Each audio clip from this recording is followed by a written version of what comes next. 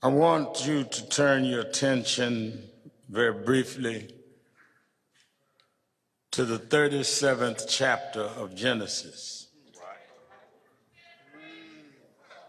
It reads, "So Joseph went after his brothers and found them near Dothan. But they saw him in the distance, and before he reached them, they plotted to kill him.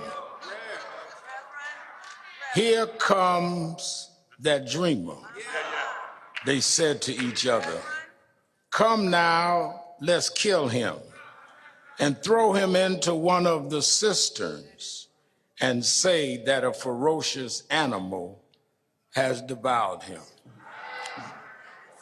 May God add a blessing to the reading of his word.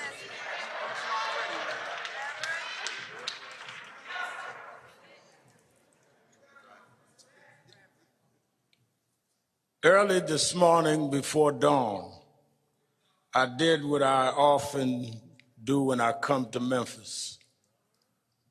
I went out to the Lorraine Motel. As a youngster, I joined SCLC, Operation Breadbasket. I had been a boy preacher in the Church of God in Christ, and my mother was concerned when I was 12 that I was getting too involved in looking at activism and Adam Clayton Powell and others. She took me to my bishop, Bishop F.D. Washington, who said, "I know what to do with him," and he brought me to Reverend William Jones, who led Dr. King's organization in New York, and Reverend Jesse Jackson. And at 13, the year Dr. King died, I was 13 years old, I became youth director of the chapter in New York. So it was my growing up in the King movement in the North after his death that makes me come to the Lorraine Hotel and look at the spot that Dr. King died. This morning, I took my youngest daughter, Ashley, with me. And in all of the ice, I told the story of how Dr. King had came to Memphis to fight for garbage workers, city employees that had no safety. 2 had been killed with a malfunction. And here we are, Ashley, 55 years later, looking at the balcony where Martin Luther King shed his blood for city workers, for black city workers, to be able to work in the police department, work in sanitation. And the reason why, Mr. and Mrs. Wells, what happened to Tyre is so personal to me is that 5 black men that wouldn't have had a job in the police department would not ever be thought of to be in an elite squad. In the city that Dr. King lost his life, not far away from that balcony, you beat a brother to death. There's nothing more insulting and offensive to those of us that fight to open doors, that you walk through those doors and act like the folks we had to fight for to get you through them doors.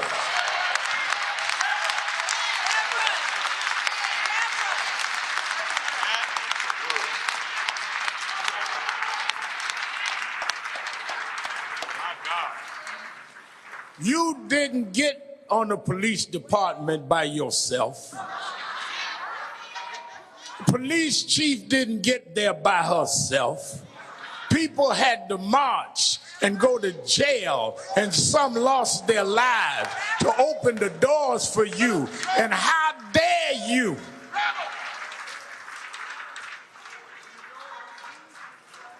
act like that sacrifice was enough for nothing?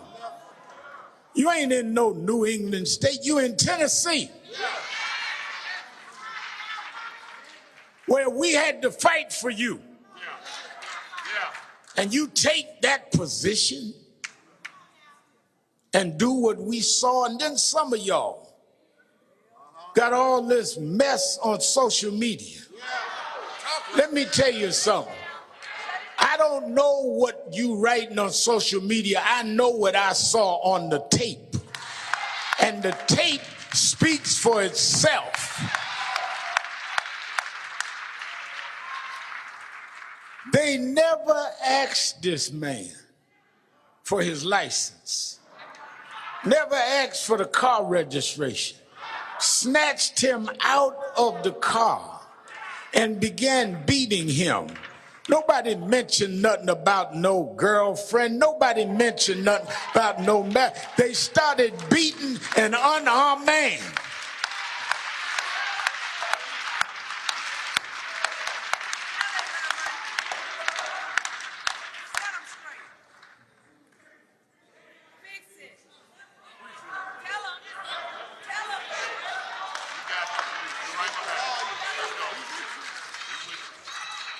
In the city that they slayed the dreamer,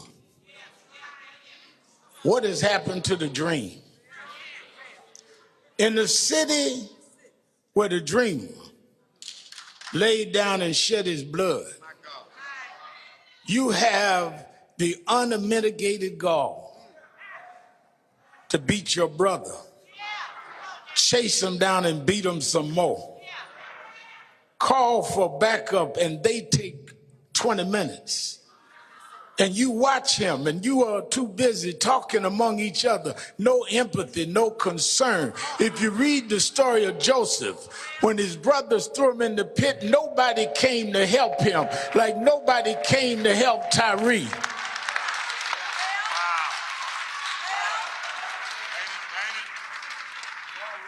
Waiting on ambulance service that didn't show up until it's too late.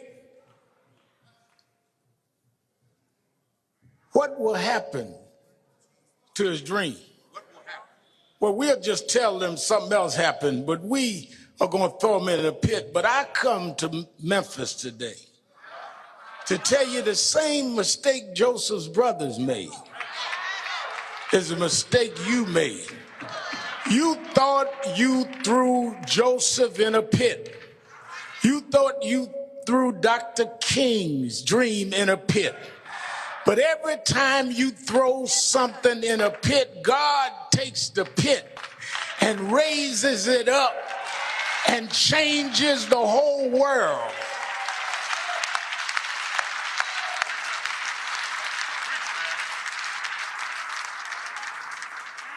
Let me be clear. We understand that there are concerns about public safety. We understand that there's needs to deal with crime.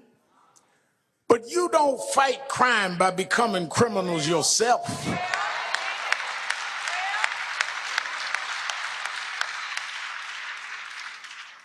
You don't stand up to thugs in the street becoming thugs yourself. You don't fight gangs by becoming 5 armed men against an unarmed man. That ain't the police, that's punks.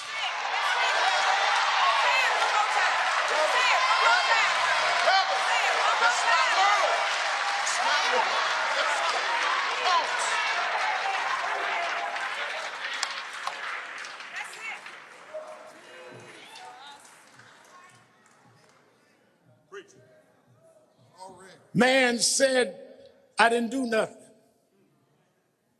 You kept on going anyhow.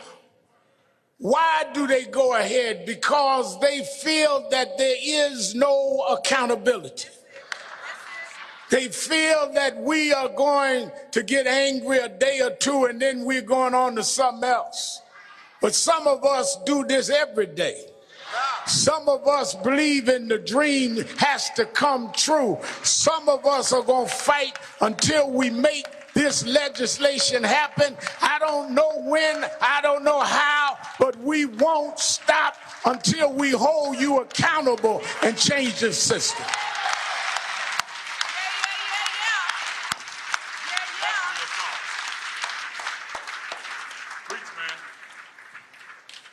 Why do we want to see the George Floyd Justice in Policing Act passed?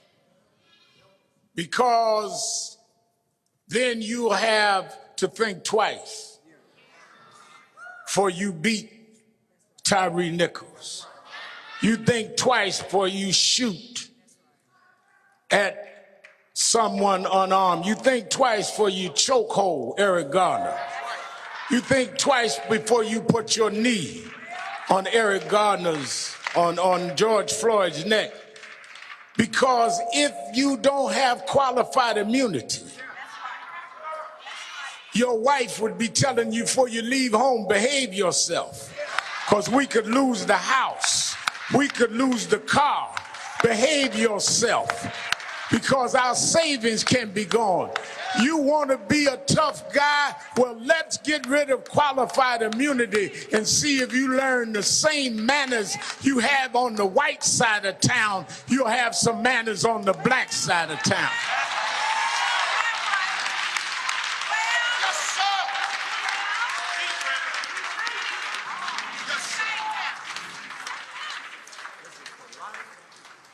Well, Reverend Al, you don't understand.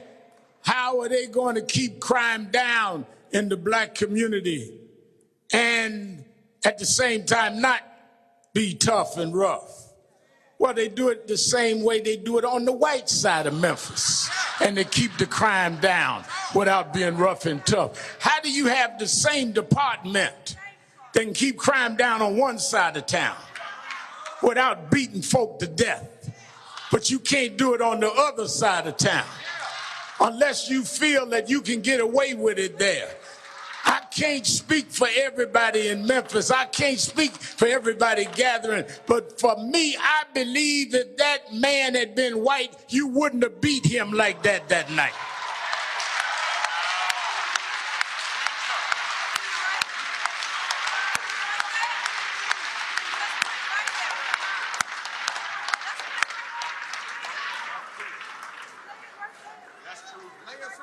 We're not asking for nothing special. We're asking to be treated equal and to be treated fair. And just like they marched and boycotted and went to jail for 9 years from the 55 Montgomery bus boycott to the 64 Civil Rights Act, we're going to pay the same dues to get this George Floyd Justice in Policing Act.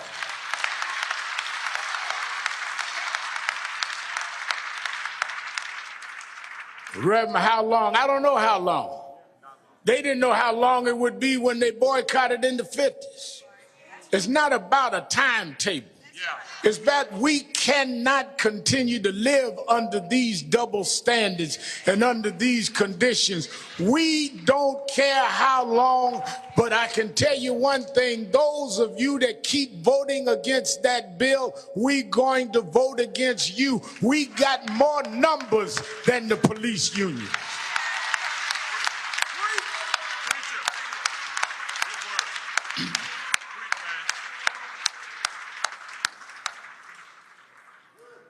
I believe that God will do for us what we'll do for ourselves.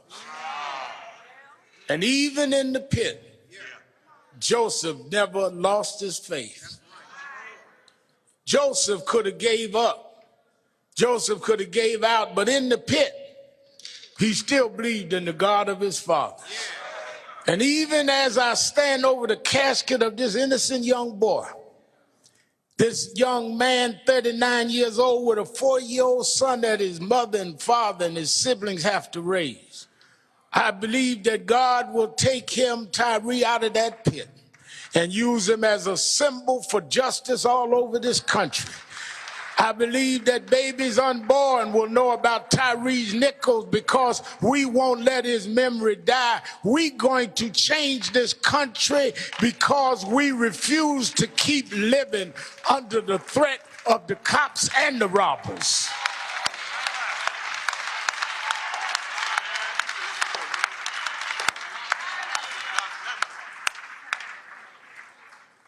What touched me, I was raised by a single mother. Daddy left when I was 10. Mama raised my sister and I on welfare and food stamps. What touched me is when I heard him calling for his mother. Yeah. Just like George Floyd is calling for his mother. Something you'd have to be a black man. That the only thing between you and disaster was your mother. To understand what calling for your mother means. Somewhere deep in my heart, I understood Tyre. Because the only thing that kept the kids from laughing at my banana sandwiches in school, because she couldn't afford enough to put meat there, but Mama would make it all right for me. And he knew if he could just get Mother, that they would quit beating him and quit stomping on him. All he wanted to do was get home. Now, home, Reverend Jamal Bryant, home is not just a place. Home is not just a physical location. Home is where you are at peace. Home is where you don't have to keep your dukes up. Home is where you're not vulnerable. Home is where everything is all right. He said, all I want to do is get home. I come to Memphis to say the reason I keep going is all I'm trying to do is get home. I want to get where they can't treat me with a double standard. I'm trying to get home. I want to get where they can't call me names no more. I want to get home. I want to get where they can't shoot and ask questions later. I'm trying to get home. Every black in America stands up every day trying to get home.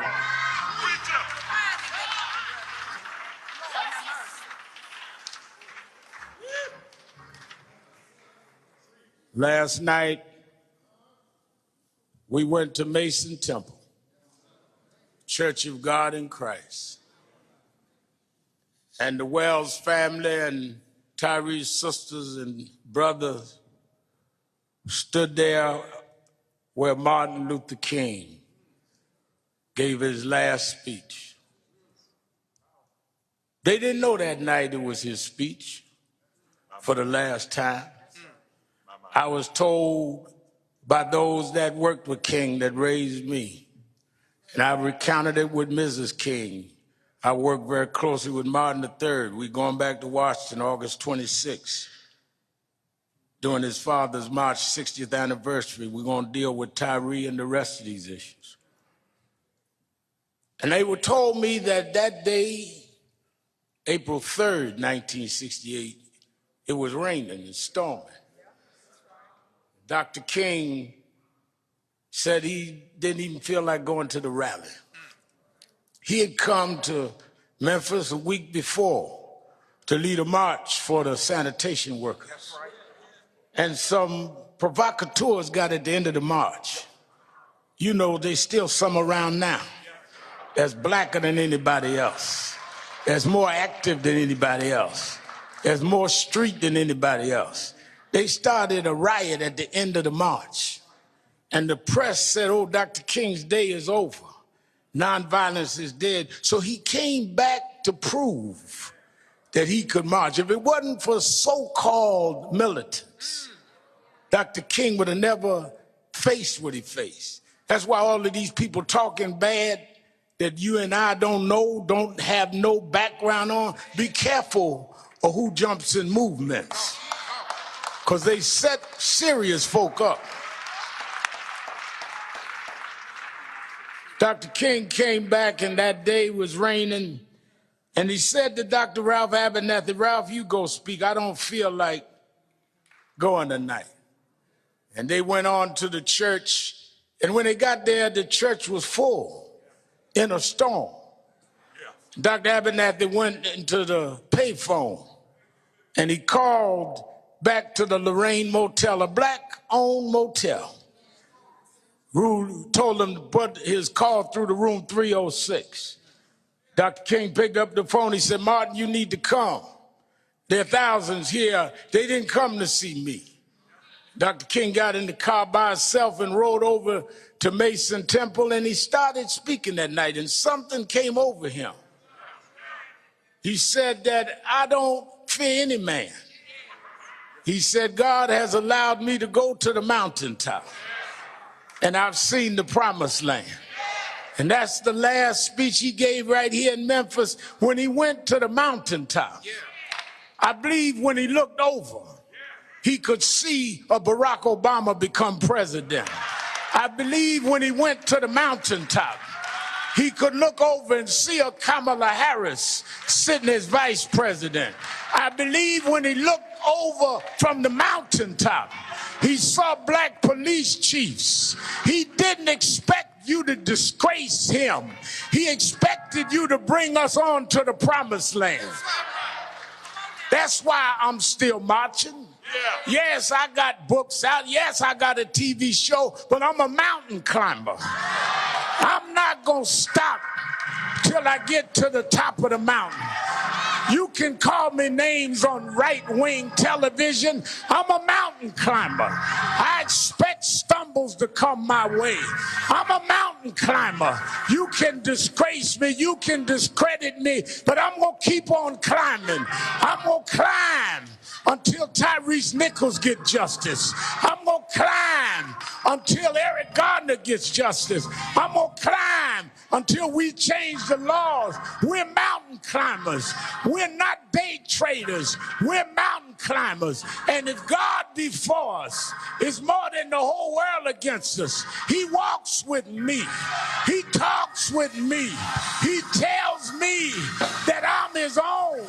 He's been food when I was hungry, water when I was thirsty. He's my rock. He's my rock. He's my rock. My sword and shield. My wheel in the middle of the wheel. Yes. Yes.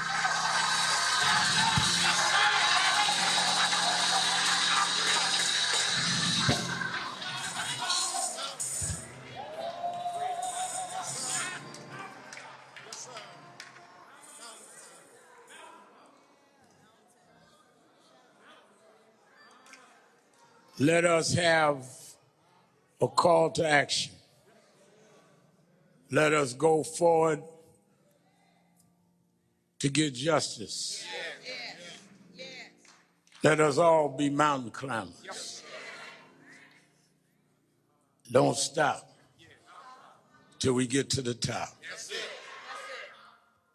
Many years ago, there was a young boy killed at a boot camp in Florida. Those in charge killed this boy. There was a young lawyer that called me in New York and asked me to come and stand with the students in Tallahassee, Florida. And I went down and we led some marches. After that, a couple of years later, he came to see me with a man. I just started Politics Nation then, and he wanted me to meet this man. This man sat in my office and told me that a wannabe security guard had killed his son. I had not heard of the case. But the man started crying, telling me about his son, Trayvon Martin. And as I looked at his tears and looked at this lawyer, I thought about how I never saw my father cry for me. And I said, if I can help, I'll help. And we started the Trayvon Martin movement. We called a national march. I got some of the radio announcers to help us. And we put 10,000 people in that little town in Florida. The morning of that march, my mother died. And they thought I would not come. And I started to turn around. But I said, no, my mother would have wanted me to stand up for Trayvon. And that lawyer and I have been locked shoulder to shoulder ever since. He's known now all over the world as the Attorney General for Black America. Why? Because he'll fight for us when others won't. That's right.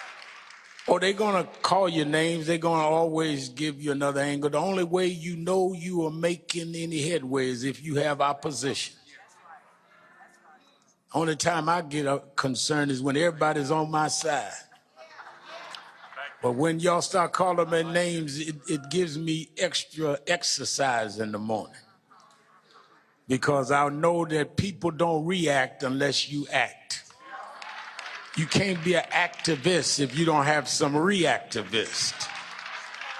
I bring you to give us our call to action.